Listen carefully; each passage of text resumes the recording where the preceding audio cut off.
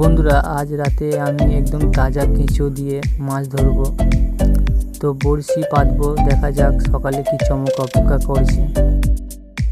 রাতে এই পদ্ধতিতে টোপ ফেললে সাধারণত বড় শোল, মাগুর, শিং বা চিতল মাছ পাওয়ার সম্ভাবনা সবচেয়ে বেশি থাকে।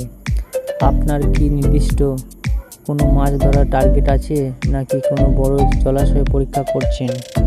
এইভাবে কে কে মাছ ধরেন কমেন্টে প্লিজ বলবে। চ্যানেলে নতুন থাকলে চ্যানেলটিকে সাবস্ক্রাইব করে দেবেন।